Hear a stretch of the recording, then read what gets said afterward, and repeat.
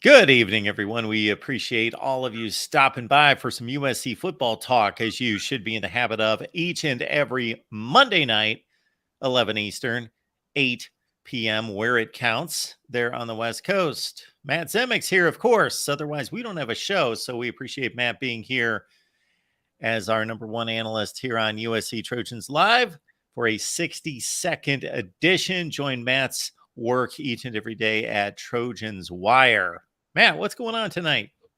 A ton. Like we have a really packed show in terms of news to get to. Lots from Pac-12 Media Day, not just USC, but throughout the Pac-12 conference. And some of you watching here at the Voice of College Football might have caught Mark's live show Friday night with Tony Altimore and Tony Siracusa and yours truly. But if you didn't, we're going to catch you up on a lot of different things from Pac-12 Media Day. Also, it's 1 month until USC's Week 0 season opener, San Jose State, August 26th. A few little notes about that coming up on the show. So plenty to talk about, but let's start with, the main story, Kingston Viliamu-Asa and, Tim Prangley, co-host of Trojan Conquest Live, Sundays at 9 Eastern, 6 Pacific. And hey, Tim, you're out there. My mom had to go to the grocery store about a half an hour before the show started. So I just would have promoted the show if life hadn't gotten in the way. But Tim did a great job with fill-in host USCJ. They were wonderful. They talked about KVA. Not too much to add to what Tim and USCJ said. This was a decision of faith that KVA, he takes his spirituality and his faith seriously. So going to Notre Dame, that's something he prayed about. He thought it was important. An obvious question, could USC and Lincoln Riley and Alex Grinch have done more to lock this one down? I don't really think so, because it was a squeaker. This was a really close recruitment among the three schools. And a guy just thought about it for a long time. A young man thought about it for a long time. And he ended up at Notre Dame. And you also look at the past 5-6 years of college football. If you are a linebacker prospect and you've watched college football the past 5-6 years, you would see that Ohio State's linebacker play hasn't been that great. You would see that USC's linebacker play hasn't been that great. Obviously, you can't put too much of that at the feet of Lincoln Riley, because he's been around only one full season of actual ball games being played. But nevertheless, the Clay Helton reign of error, like you were still seeing kind of the residual effect of USC not being very strong over the past several years. When these kids were, entering high school, when they were in like 7th, 8th grade, when they were in middle school, like USC did not have the fully robust brand. And so you're still seeing that linger. And one thing Tim and USCJ were really good at talking about on Trojan Conquest Live Sunday night was proof of concept, right? Like we just got to see it. And I also like the USC fans who were commenting in the chat during the Trojan Conquest Live show Sunday night with Tim and USCJ. They were saying, we just got to win this year. If we bring it home this year, we win the Pac-12, we go to the college football playoff, that's going to be more proof of concept. And you're going to see the recruiting snowball increase and get better. And you're going to see USC go from like top 5, top 6 recruiting class to probably top 3 with Alabama, Georgia, Ohio State. USC might be able to muscle its way somewhere into the top 3. So Tim and USCJ hit on a lot of the points. I think here's my original take. Like I haven't seen or read other people talking too much about this, but it's fascinating. And, on Friday, we also had Taylor Tatum committing to Oklahoma over USC. Michigan was in the mix earlier in that recruitment. It came down to Oklahoma and USC, but nevertheless, like Michigan was viewed as a significant possibility earlier in the cycle for Michigan. So you look at Taylor Tatum and you look at KVA now, there's a definite parallel between these two recruitments. And it's not just that USC lost in each of them. It's that there were 2 Big Ten schools in the top 3. You could legitimately say that there were 2 Big Ten schools in the top 3, and the recruit, Tatum on Friday, KVA on Sunday. They both chose the one school, which was not in the Big Ten. Now, Taylor Tatum said like he embraced the competition of the SEC. So you could say that, USC and Michigan being in the Big Ten as opposed to an alternate universe in which USC was still in the Pac-12, maybe that was irrelevant. And it might well be. But it's still interesting to wonder because let's be honest, just human nature being what it is. Do you want to be on one side of a conference rivalry, knowing that the other school recruited you hard, or you go to a third school and you don't have to deal with that? Now, I would be skeptical that was a primary motivating factor. All right, well, I'll be very clear about that. I'm not going to say or hint that it was like a main driver of this, but recruitments being what they are, if we take the view that, this was a really close recruitment and there are a lot of different underlying accumulated factors played a role in the decision. If we take that view, which doesn't seem to be all that ludicrous, when you collect the various underlying factors and a recruit goes, well, all other things being equal, do I want to enter one side of a rivalry, meaning that I'm going to catch flack or I'm going to be looking across the other sideline at another coaching staff that recruited me? Do I want to deal with that plot twist? Do I want to deal with that emotional complexity? Maybe that just slightly tipped the scales, like 0.5%. I'm not saying it's primary or central, but if it's if it's a tie or close to a tie, maybe that just provided a little bit of a nudge. So it's just interesting to note that USC and Ohio State both in for KVA, but KVA goes to the non-Big Ten school, Notre Dame. Taylor Tatum had Michigan as an option, had USC as an option, but eventually he goes to Oklahoma. It's just very interesting to note. I would also add about KVA that, for anyone who says that Notre Dame is best served by going to the Big Ten conference, this recruitment suggests otherwise. That Notre Dame's unique signature brand and identity, one could argue, helped win this recruitment as much as anything that Marcus Freeman did, as much as anything that Al Golden on Freeman's staff did. Like if you're Notre Dame and you're thinking, you're just looking at the landscape and you're considering, is our independent status hurting us in terms of our national brand, in terms of our ability to recruit? You would certainly look at this KVA recruitment and say, you know what, our independent brand and identity served us well, rather than being a negative. So lots of interesting little nuances behind the scenes with KVA. Not that they're kind of facts or, hard, fast realities, but certainly the kinds of things that make you go, what if things had been different? What if USC was still in the Pac-12? And what if other situations, other circumstances were slightly different from what they actually are? What if Lincoln Riley had 2 years on the job at USC instead of only 1, and he had made the playoff last year?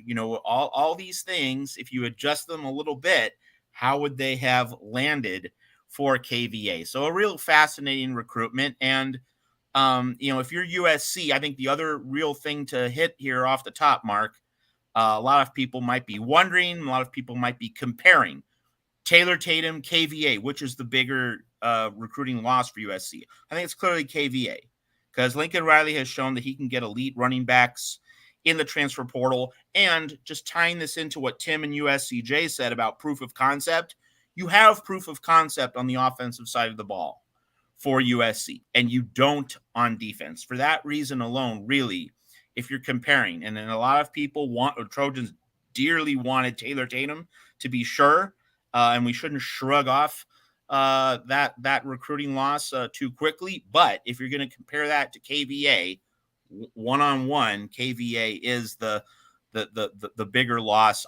One of the other things that Tim Prangley has mentioned constantly on Trojan Conquest Live and on the other shows that he does is that, the USC has not had as much success retaining St. John Bosco prospects as it has Mater Dei.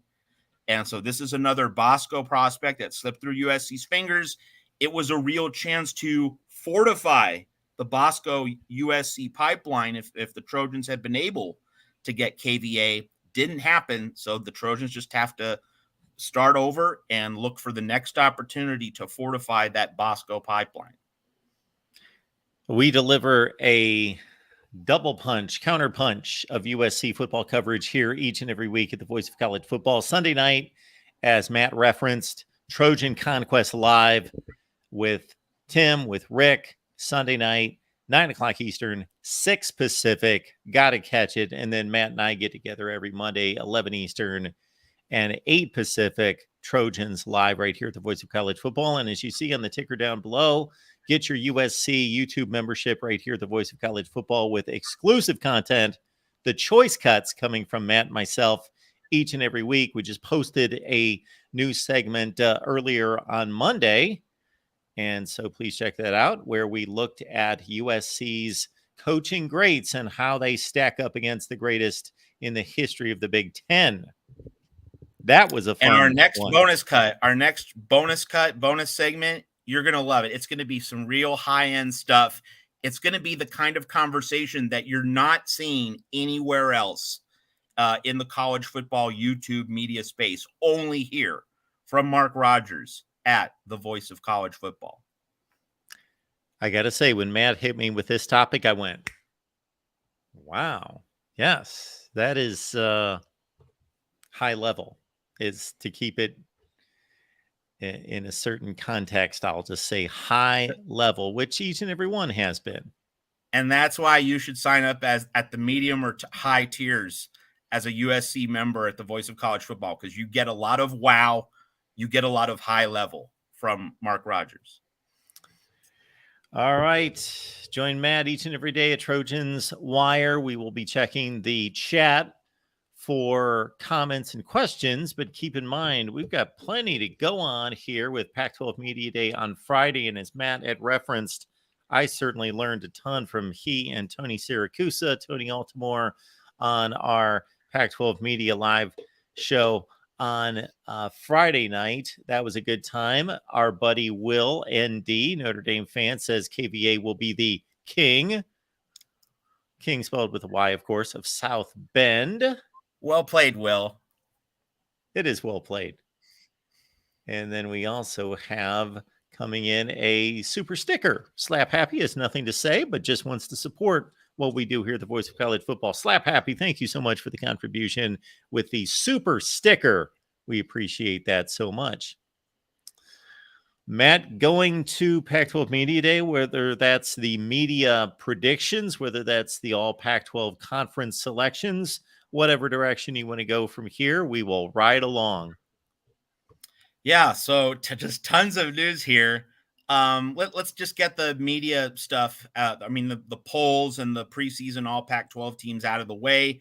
If you saw Friday night show with Mark and the two Tonys, you know this, but if not, a lot of talk about USC's offensive line not getting a first team preseason all Pac-12 selection. So whether it's Jarrett Kingston or, in my mind, to me, Justin Dedich, you have to find a spot for at least one of those guys. I felt it was Dedich personally on the first team. So that's instant motivation for USC's offensive line. I mean, and hey, Utah and Oregon State have a lot of dudes on the offensive line. And so the argument here, and I wrote about this at Trojans Wire a few days ago, the argument's not that Oregon State and Utah shouldn't have more first-team offensive linemen than USC. I'm fine, but it's that USC didn't get one. That's really the point, that USC got completely shut out with an offensive line which was so good last year when healthy. When Andrew Voorhees was on the field, when USC had its 5 starters on the field, that was an excellent offensive line. And you have Dedich coming back. You have Kingston now in the mix, and they don't find first team. That's pretty interesting. In terms of USC's defense, no one from the defensive line made first team or second team. Now, Barry Alexander and also Bars as well on the defensive line, they were honorable mention, but no one on first or second team. So like USC's line play is being doubted. USC's line play is viewed as a cut below other top teams in the conference. So that is a lot of motivational fuel for the Trojans entering the season. Now, if you turn to the preseason media poll in terms of the predicted order of finish, so USC got 25 of the 36 first place votes, finished number 1, Washington 2, Utah 3rd. Utah, though, got 6 first place votes, Washington 4. So that means, Washington won this by getting a lot more second place votes and Utah getting 3rds and 4ths. That's why Washington beat out Utah despite getting 2 fewer first place votes. And then Oregon 4th. And I think if there's a team in the Pac-12 that will look at the preseason Pac-12 media poll and say, hey, we're being disrespected, it's the Ducks being slotted 4th. I think a lot of people might have felt that they were going to be 3rd behind Washington, but ahead of Utah. Nope, didn't happen. And of course, Utah fans would say, we're the defending back-to-back champions. We're 3rd. You could say that Utah feels a little bit slighted, but really Oregon being 4th, that has to get under the skin of Dan Lanning. That's going to be a talking point in the locker room, on the practice field, going into the season. So really, Oregon's like the team that you'd figure would have a chip on its shoulder relative to these rankings. The idea that Oregon State's 5th, like that makes sense. I mean, I think USC, Washington, Utah, Oregon in some order was always going to be the top 4. So Oregon State being 5th and being not too far behind Oregon, that seems pretty reasonable. Like, I don't think Oregon State is being shown disrespect. And I know that Connor Johnson and our other Beaver fans who join us every Monday, who join these USC and Pac-12 shows on a regular basis, like, they know what the deal is. They know that if DJ Uiagalelei plays great, that instantly raises Oregon State's ceiling a lot, very, significantly. And if DJ can't deliver the goods, if he can't overcome those Rick Ankiel, Chuck Knobloch, Steve Sachs, pick your baseball player, if he can't overcome those throwing yips that he had at Clemson, which were still existing at the beginning of the ACC championship game against North Carolina, then it's really hard to expect Oregon State to rise to the next level. And I know that Oregon State scored 28 points without completing a forward pass against Oregon. You can't rely on that. I think we can all agree, like, that's not a sustainable strategy. That game against the Ducks in the Civil War last year was a one-off. That Oregon State's going to need a credible passing game if it wants to get to Las Vegas for the Pac-12 championship game. And in UCLA 6th, behind Oregon State, I don't think you'd find many, if any, who would really disagree with that. We need to see what Dante Moore is capable of, and maybe he will exceed expectations. That could raise UCLA's ceiling to a significant degree. But right now, just not knowing just the uncertainty of it all, it would make logical sense that you'd put UCLA behind those top tier Pac-12 contenders with the returning veteran quarterbacks who are substantially proven. Bo Nix, Cam Rising, Michael Penix, Caleb Williams. Utah has an interesting little situation, and this really enables us to pivot into the Utah segment of Pac-12 Media Day and interesting notes. So Kyle Whittingham's not sure about Cam Rising's timetable for that August 31st Thursday night opener against Florida. I made the point on our Friday Pac-12 show that, if you're a Utah fan and you're just trying to be realistic and you're saying, what do we absolutely need in terms of Cam Rising being healthy enough to play early in the season? I made the point that if he can just be, close to 100% for the Baylor road game in week 2 on September 9, that's a good outcome for Utah, because you're getting Florida at home and you're getting a Florida team, whose offense, you remember the bowl game against Oregon State, could barely move the ball past midfield. Florida couldn't, really take off as an offense, even with Anthony Richardson, a top 5 pick, and now Florida's starting over in many ways on offense. You would think that, Utah will not need a ton of points to win that game against Florida, that as long as Utah can play an efficient, low mistake game and entrust that game to its defense. Be sound on special teams. The Utes don't have to light up the scoreboard to beat Florida in that home game. That's going to be a very heavy lift for the Gators. So you want to get through that Florida game. And then when you go to Waco, though, Dave Aranda, line and wait, that's where you need Cam Rising. That's where you need the veteran. That's where you need the baller, the proven guy who's led you to back-to-back Pac-12 championships and Rose Bowl appearances. That's the game in my mind where Utah really will need Cam Rising to be healthy. Continuing with the Utah news, and this was a real lightning bolt from Pac-12 Media Day. Kyle Whittingham, first off, dressed as this cool hip beatnik. Kind of surprised he wasn't reading like Jack Kerouac or other avant-garde poetry from the mid 20th century. Kyle Whittingham pulls out if you look at the analytics, offense is more important than defense in winning championships. And what? Who is this guy? Who are you, and what have you done with Kyle Whittingham? Because we need to realize that until Cam Rising came aboard, until Cam Rising really lifted Utah over the hump in 2021, Kyle Whittingham's stumbling block at Utah was developing quarterbacks and getting his offenses to play with the consistency needed to compete for Pac-12 championships. Like, that was the thing. Like, Kyle Whittingham has been a defense-first coach for the vast majority of his career. And so, that revelation from Whittingham certainly came as a surprise, but in a certain sense, maybe we shouldn't be nearly as surprised as we all were. And it goes to show that, the really good coaches and the coaches who, might seem to have a low ceiling, but who eventually figure it out, who eventually take things to the next level, they have epiphanies and they understand, you know what? I can't just play the game one way. I can't be boxed into one style. I need to think bigger. Let's remember, and this is one of the representative examples of this concept whenever I talk about college football in general and specifically about coaches managing to transcend and remain relevant on a long-term basis. They extend their shelf life. They extend their prosperity in this cutthroat business. They managed to expand their universe, their mental universe, their intellectual architecture. The representative example was Nick Saban. He hated what Gus Malzahn was doing at Auburn. He hated the RPOs and the spread concepts.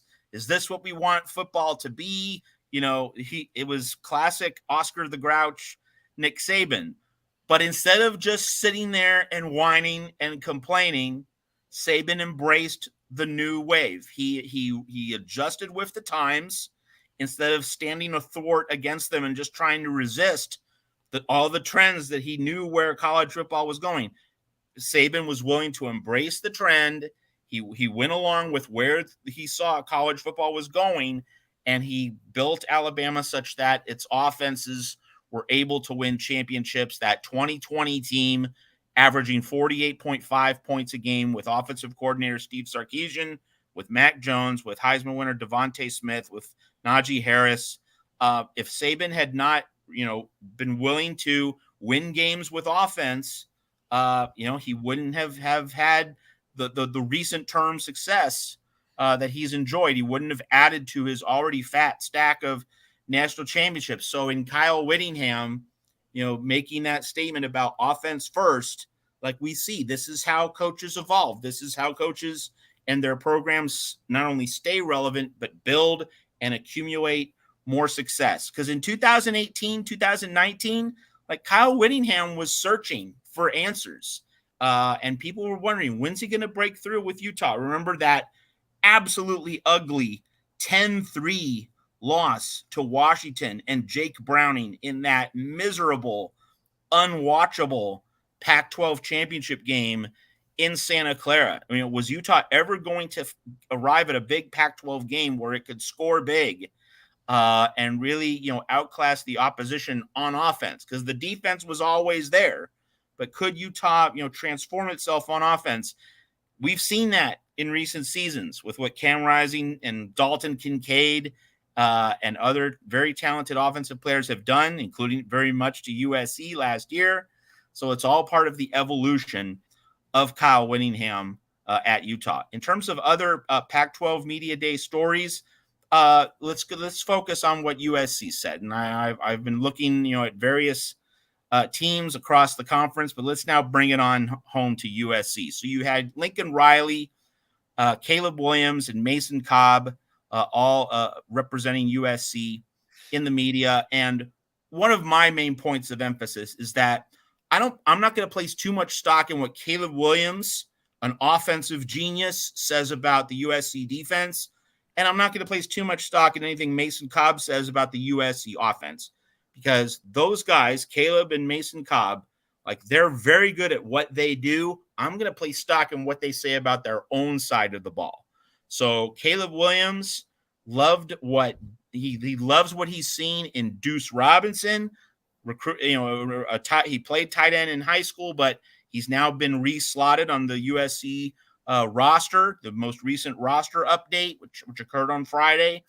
He's been re-slotted to receiver, and Raleek Brown, who originally played running back, he's also been re-slotted to a receiver. So that gives you an idea of what Lincoln Riley's trying to do. But Caleb Williams praising Deuce Robinson, praising other specific players on the offense. Zach Branch, Caleb Williams said he's going to make a big impact for us. So I place stock in that. I place stock in the offense evaluations, and I place stock in Mason Cobb saying Bear Alexander is a freak.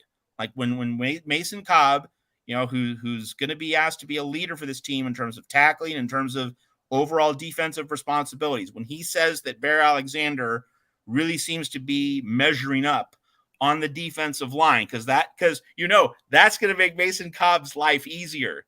There's more of a stake in all of this when you have a defensive player talking about a defensive teammate, because they have to work together. Their success is bound together. So Mason Cobb, what he said about Bear Alexander and about his other USC teammates on that defensive front, Jamil Muhammad, Cobb gushed about him as well, and a few other guys on the USC defensive line. All right, now that really gives me more optimism that this defensive line is going to be the real meal deal, at least enough, to reduce the hemorrhaging that we saw last year, especially in the second half of last season. So Caleb Williams speaking well of, his new teammates and what he has on offense, that matters to me. And what Mason Cobb said about Bear Alexander, Muhammad, and others on the defense, that all matters to me. In terms of Lincoln Riley, a few really fascinating revelations from what Riley said, both in the main media scrum, but also in his more individual interviews. Like John Canzano interviewed him. If you go to Canzano's Twitter feed and Canzano's Substack, you'll see that he interviewed Lincoln Riley one-on-one. He interviewed a lot of Pac-12 coaches and players one-on-one. But in the Riley interview, lots of interesting, juicy nuggets. One thing Riley said in his one-on-one with Canzano is that last year he was trying to convince his players what was possible, what was achievable, what was attainable. And Riley said that during the season he observed, he perceived that a significant part of the roster, maybe not a majority, but a chunk of that roster, a chunk of the players in the locker room, in the inner sanctum, was surprised by the success that USC had been creating. And so what does that tell you? It means that the expectation of excellence, of greatness, really hadn't fully settled in. Now, that's not a criticism of those players. It's just a magnification of the reality that as much as Riley did change the culture in and around USC in year one, it wasn't a complete culture change. He got most of the way there. He got most of this turned around, but it wasn't 100%. And that kind of goes hand in hand with not being able to quite finish the deal at the end of the season. That the expectation of being great, maybe it got 85, 90% there, but not 100. And that showed up in the Pac-12 championship game and in the Cotton Bowl. And so, there's a difference between expecting to be great and hoping to be great.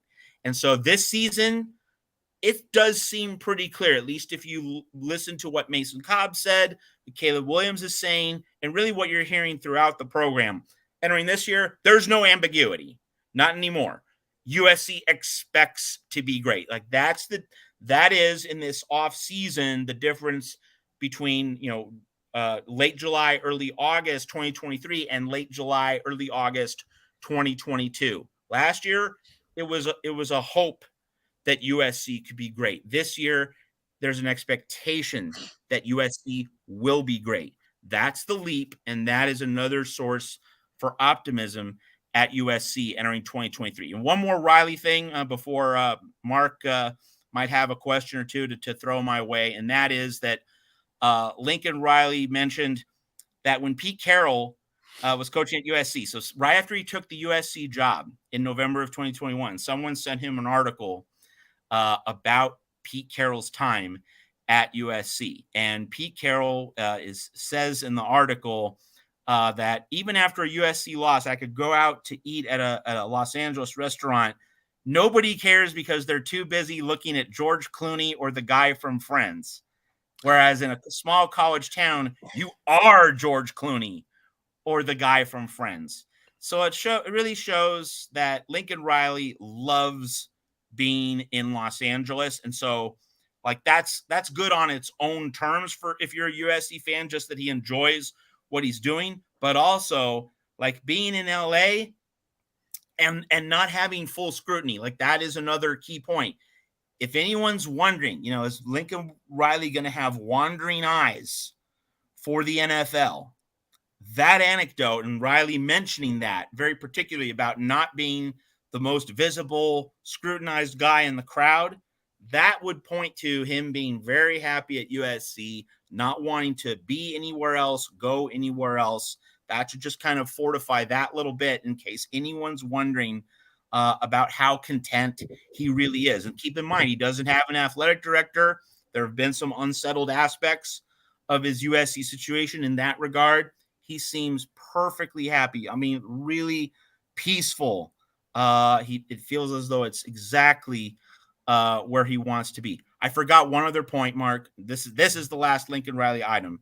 He paid tribute to Mike Leach in a very specific way, an interesting way. He said Mike Leach is one of the best hirers our sport has ever seen. And he explained this point by saying that with other coaches, you think, and he didn't mention this specifically, but like you can imagine where he was going with this.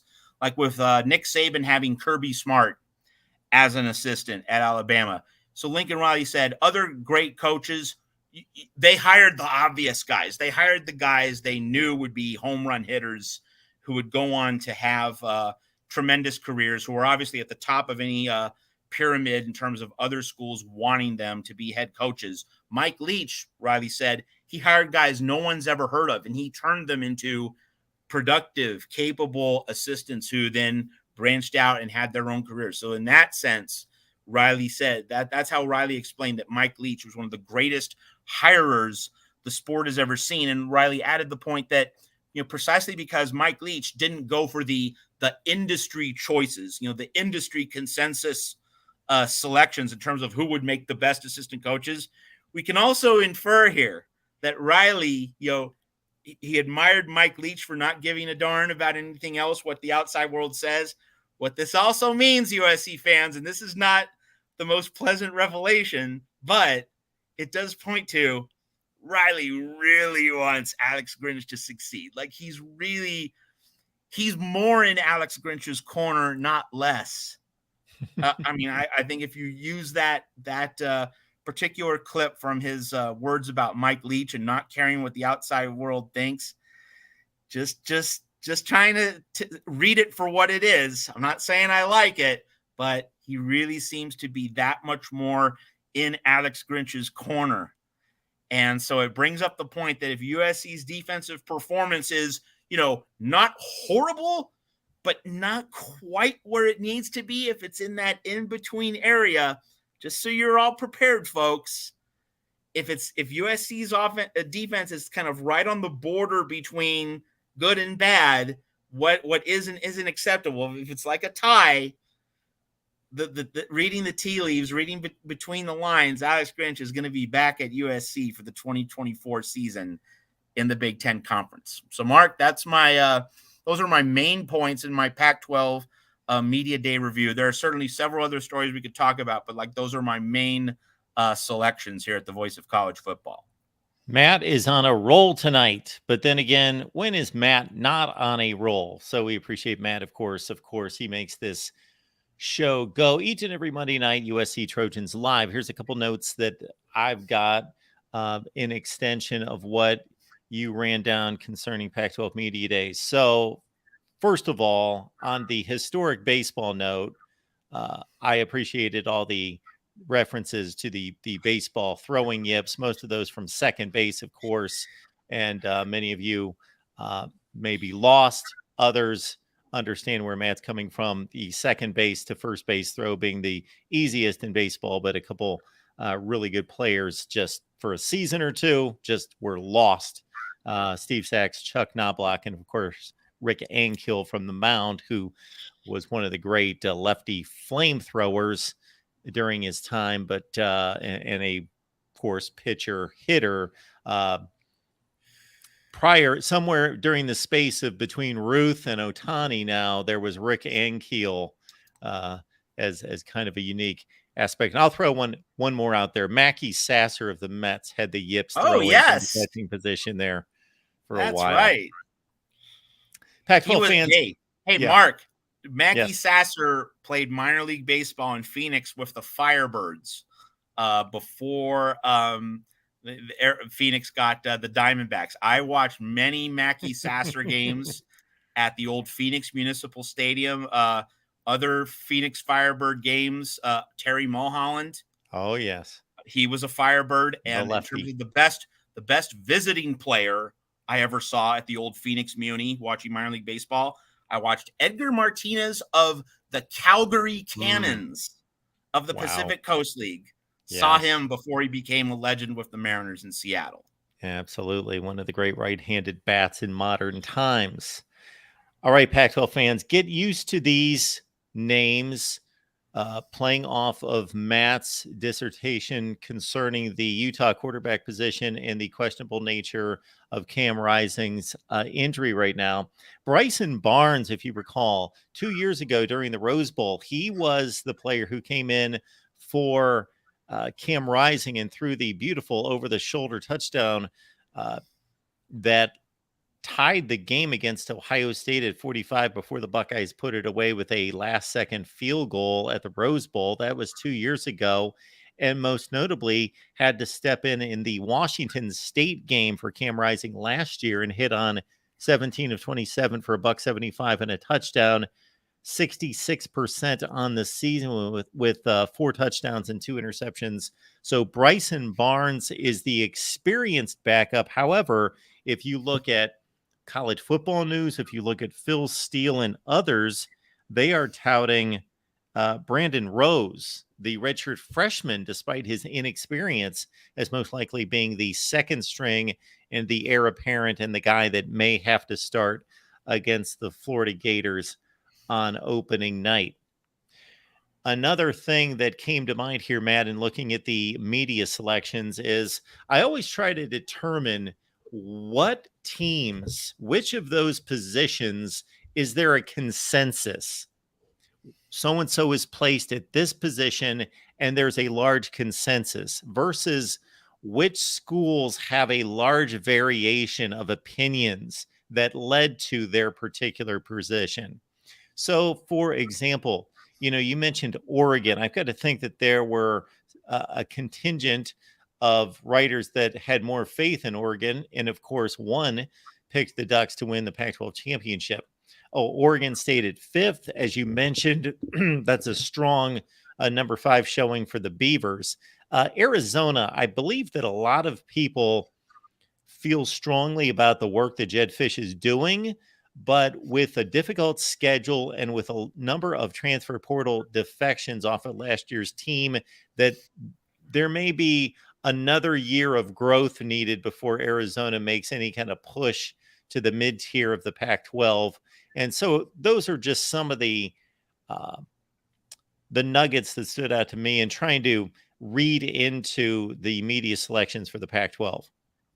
Well, I think it's just if you look at the points, you look at the point totals, for the various schools that, Oregon State is closer to Oregon in fourth than it is to UCLA in sixth, that you see a much bigger gap after the top five, that, Oregon State was able to get in over 300 points. And then you have a 61 point gap to UCLA. And then you have another large gap of roughly 60 points from UCLA to Washington State. So in many ways, it's like there's a top five. You could say a top four, and then kind of like Oregon State is on an island by itself and UCLA is on an island by itself. And then you have Washington, Arizona as like a 2-team cluster. And then Cal and Arizona are tightly together at 9 and 10. And then Colorado 11 and Stanford at 12. Like Washington finished second by only 8 points over Utah. So as much as Utah fans might say, why aren't we picked to return to the Pac-12 title game? Well, they're pretty much on the borderline, and that's with, uncertainty about Cam Rising's health status, whereas, Washington's bringing back Michael Penix, a fully healthy Michael Penix for the next year. And Utah, Oregon, also just a 15-point gap. So really Washington, Utah, Oregon, that's all very tightly bunched. In many ways, one could say that, instead of thinking that Washington was viewed as clearly a cut above Utah and Oregon, I think the better way to look at this is Washington, Utah, and Oregon really didn't achieve any separation from each other as a trio, that they're all viewed as pretty tight together, but USC is viewed as, the number one, and Oregon State is viewed as the number 5. So in many ways, people might say, well, USC and Washington is the class of the conference. I actually think that's not, technically, yes, because they're 1 and 2, but really, I think if you look at this more contextually, it's more USC 1, and then 3 immediate pursuers, and then Oregon State 5th with that puncher's chance. And then UCLA is really in the middle of the conference more than being a top tier contender for the conference championship.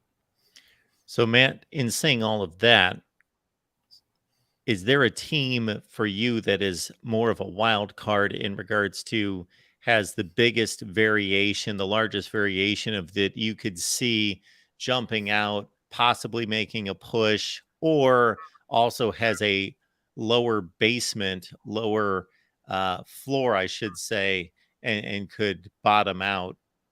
I think it's pretty clear. Oregon State and UCLA, because if you get great seasons at the quarterback position from those two programs, they could become a lot better than their current projections reflect or suggest.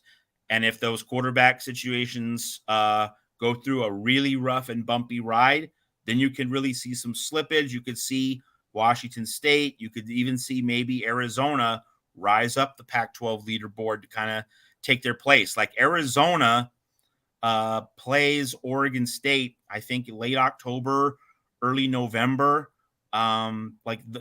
Those games, Arizona, Oregon State, UCLA, Washington State, the games with involving those 4 schools, 5 through 8, like they could shake things up if Uiagalelei isn't playing really well, if Dante Moore needs more than 1 full season. So you could see a real shakeup from 5 through 8.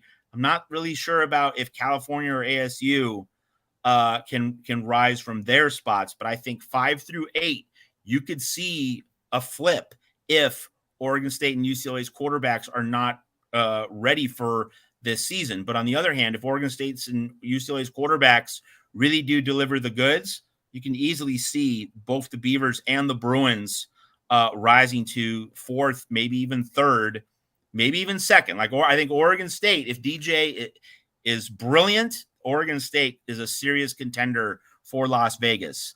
UCLA, if Dante Moore plays really well, might be able to get as high as 3rd, but it's going to be hard for UCLA to win at USC in mid-November.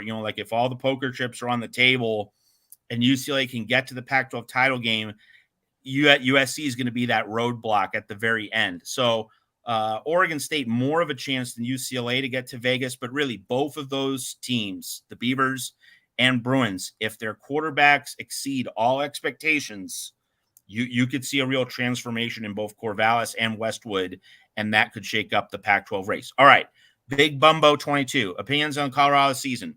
I think Colorado is going to struggle. I have Colorado at 3-9.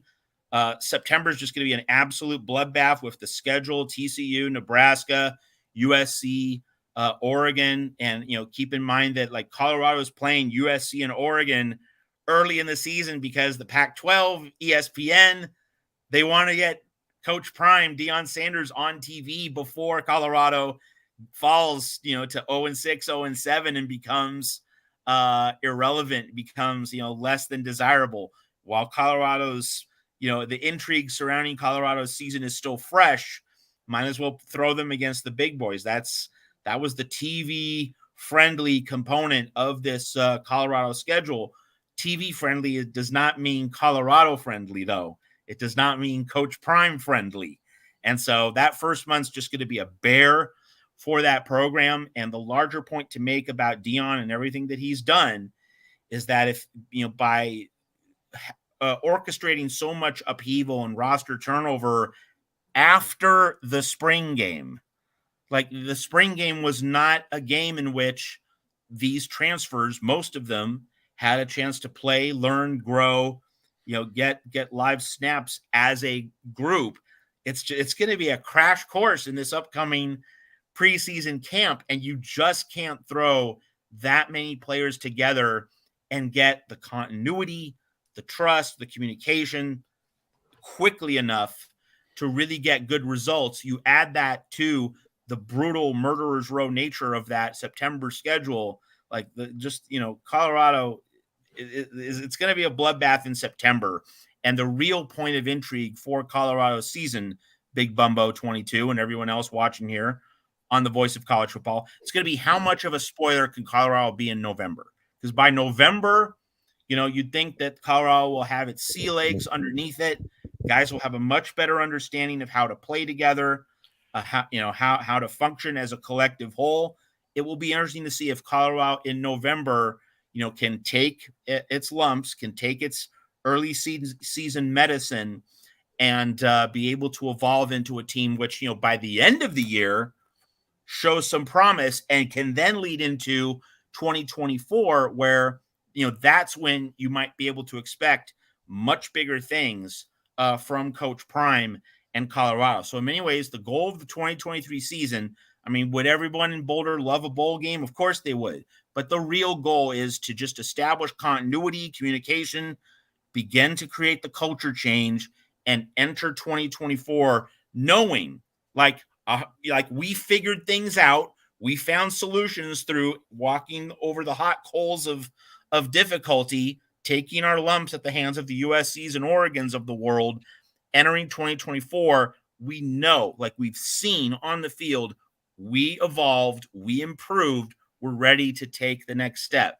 But this year, like in terms of like bowl games, I would not say that should be a realistic expectation. It should just be about growing the program, transforming the culture, and being ready to make a true run at the brass ring in 2024. And crucially, getting some portal pickups earlier in the cycle so that you can add them to the spring game and have more people competing in the spring game that are going to be on that fall's roster, so that you have more togetherness, more cohesion on your roster entering week 1 of 2024. To extend on a couple earlier points, I watched the last couple drives of the USC-UCLA game just the other day, and not that I needed to be reminded, but I think most of college football misses how close UCLA came to playing in the Pac-12 championship game. DTR threw that final interception in USC territory about the 40-yard line. UCLA was only about 15 yards away from a tying field goal or marching on with plenty of time, 90 seconds left in the game, to win that game against USC and play in the. I think it was a real missed opportunity. We'll see what Chip Kelly has in store in regards to Dante Moore and continuing to build that roster, whether that was just an anomaly that they were that close to being a Pac-12 championship team, or if this is just a part of the process of the growth.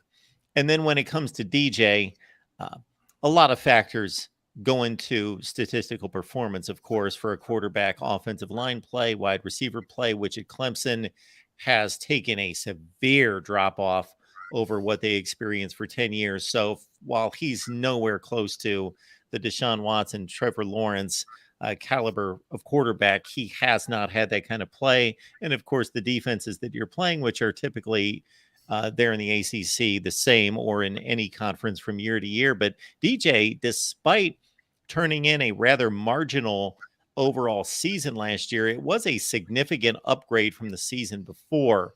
It went from 9 touchdowns and 10 interceptions to 22-7 TD to pick ratio last season. And that's without playing the bowl game against Tennessee, getting yanked against Notre Dame, getting yanked against Syracuse. And he also improved his completion percentage from 55 to 61. So if that trajectory increases and continues on that same path, then good things are in store for Oregon State. Absolutely. If you have some specific Pac-12 questions, Mark, because otherwise there are a few other things of note for USC fans to pass along. I do not.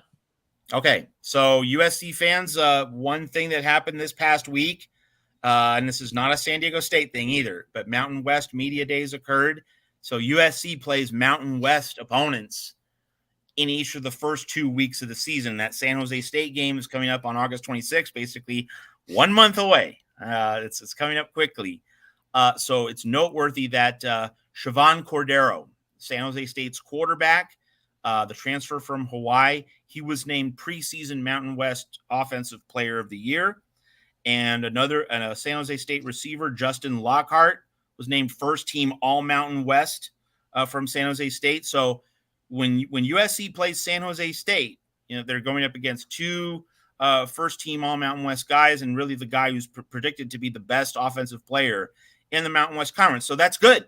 It's good that Alex Grinch's defense might get tested by a quarterback who has some, pretty raw natural talent and potential, and who has a receiver who is also expected to be extremely good within the Mountain West Conference. So it's good that USC gets at least a couple of primetime players to go against in that week 0 game to start the season. Nevada, the week 2 opponent, no selections on the preseason All Mountain West team. Nevada picked 11th in the Mountain West. So really, the San Jose State game should be on paper much more of a test than the Nevada game. Now, I don't just mention that for its own sake, though, of course, that contains, a certain degree of news value as USC fans look to these first 2 warm-up games leading into Stanford and then the rest of the Pac-12 season. The other specific point to make about the San Jose State game being, on paper, a much tougher game than Nevada is that the San Jose State game should be a game in which the starters can get comparatively more snaps than the backups. However, the Nevada game, because it should be a far easier experience, with a much worse team, at least, if you look at the preseason rankings and whatnot, because Nevada is a much worse opponent than San Jose State, at least in terms of the preseason projections, that Nevada game, if you're going to play the starters more against San Jose State, the Nevada game should be a game in which the backups get a lot of run. They get a lot of snaps, and then you have more reason to evaluate the full complement of players heading into the Stanford game in week 3 before the off week on September 16th. So I mentioned these San Jose State and Nevada team and player evaluations precisely because this should give Lincoln Riley and Alex Grinch an early blueprint for how to manage and balance snap counts, managing workloads and responsibilities over the course of the season. It stands to reason that if you are leaning on some guys to be your main producers, your main leaders on defense, that you would give them a little bit more run in week one. And so that seems to be the case, that if San Jose State is tougher than Nevada, go with your starters a little bit more in week one. But then Nevada, even more of a cupcake in week two. You really need to go deep into your rotation. You need to give the backups a lot of chances to really prove themselves, show what they're made of. And that can begin to provide the template for how Lincoln Riley and Alex Grinch manage this roster over the course of the full season. Obviously I'm referencing the first 2 weeks right now, but when we go down the line, there's going to be the Arizona State game in week 4, September 23rd, and then Colorado and Arizona. That's another series of games in which USC will need to rotate players so that everyone is physically and mentally fresh for Notre Dame and Utah, that 2-game double stack. Then you get to October 28th against Cal. That's going to be another game where USC can't overextend its starters, if at all possible. USC will need to go really deep into its lineup, or at least that would be the ideal outcome, that a lot of players get a lot of reps, get a lot of looks, and then you can once again gear up for Washington on November 4th, Oregon on November 11th. Because USC is playing the 9 straight weeks, weeks 4 through 12, there won't officially be a week off, but Lincoln Riley can't ride and Alex Grinch can't ride their starters into the ground for these lower mid-tier games. They're going to have to balance out the snap counts for those games. And so the San Jose State and Nevada, they're significant because they're going to set that template in motion. They're going to set in place the realization of, that we're all thinking about Notre Dame, and really what begins the gauntlet, those 4 huge games in 5 weeks. In order to be ready for that gauntlet, this coaching staff, it's really going to be one of the central challenges of the season, is how it allocates the snaps, allocates playing time, roles, responsibilities, and tries to get everyone enough playing time while giving the starters most of the opportunities, the chances to be leaders, but making sure that we're fresh for the biggest games, because USC's lack of depth showed up in the biggest games of last season, with Eric Gentry getting hurt against Utah, then Voorhees and Caleb getting injured in the Utah rematch.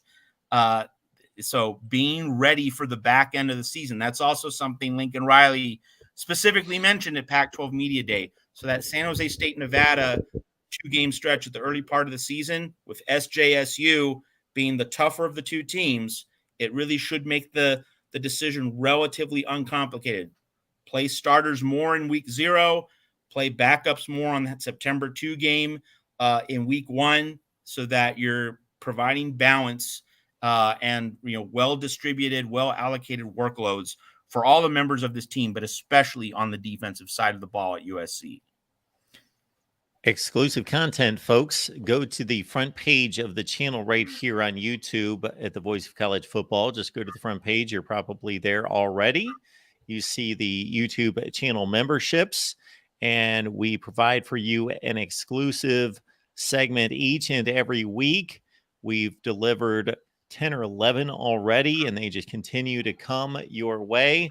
So please sign up in the top 2 tiers of the selections provided there. You will not be disappointed.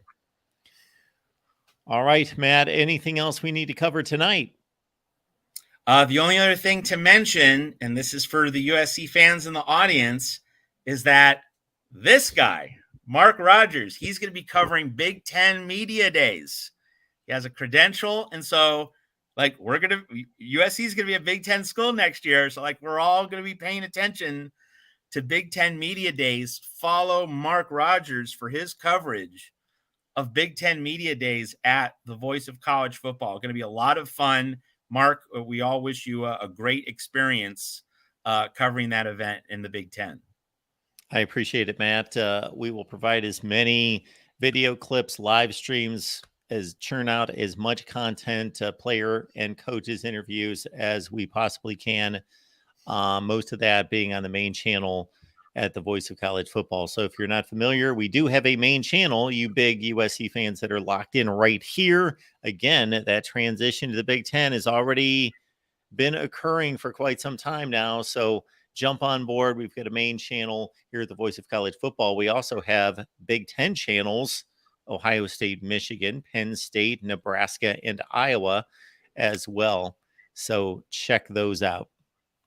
Got a lot of great Ohio State and Michigan fans who are join this show every Monday, doing a little advanced scouting of USC. That's good. We love it. But thank you for watching to our Michigan and Ohio State fans. But you'll get the best from Mark at Big Ten Media Days. Wednesday and Thursday, I believe, correct? Wednesday and Thursday, correct. Yep. We are heading out on Tuesday, and Big Ten Media Days on Wednesday and Thursday. Clint, as soon as we get that big sponsor that will take us from here to Vegas, then we will cover Pac-12 Media Days as well. But Trojans Wire, what's going on there, Matt? Well, we've just been reviewing Pac-12 Media Days, and it's interesting, fascinating thing just about the life of a blogger, the life of a website editor. We put out right now, because the demand for USC football coverage, the demand for overall football coverage is so great as we get into August and September. We're putting out 315 stories a month. So it's an average of 10 posts a day. So this is not a gourmet restaurant. This is Denny's. That's really what a website blogger does. It's like, we just get those grand slams out on the plate, the eggs, the bacon, it's short order cooking. Our most read stories in the month of July were a USC Nebraska historical retrospective. It was the Taylor Tatum recruitment reveal on Friday, with Oklahoma fans reveling in Lincoln Riley losing a game. And the third really big story for us in terms of most read at Trojans Wire was our story about, and this was something Tony Siracusa mentioned in the Pac-12 live show on Friday, Rick George, going to the airport right after the George Kliavkoff press conference. So it's, we're covering USC, extensively. And yet, in many ways, the stories people really love at our website are Schadenfreude against Lincoln Riley, or a Big Ten team such as Nebraska and how USC is going to be part of the new story of the Big Ten, or about Colorado and its fate in the Pac-12. It's just fascinating how the stories you think are going to be read aren't read as much. They're still read to a certain degree, but the interest from outside fan bases about USC is often what generates the most readership at our site. So it reflects how nationally relevant USC has once again become under Lincoln Riley. It's just a very interesting revelation about the internals of the business and who's reading what at Trojans Wire. It's just very interesting. All right, folks, every Sunday and Monday, our double punch of USC football coverage right here at the Voice of College Football. So join Tim and Rick next Sunday night, 9 Eastern, 6 Pacific, where it counts. And then Matt and I come back on Monday night for Trojans Live at 11 Eastern and 8 Pacific time. We will see you all next week. Bring a friend, bring 2, bring 50 right here at the Voice of College Football, USC.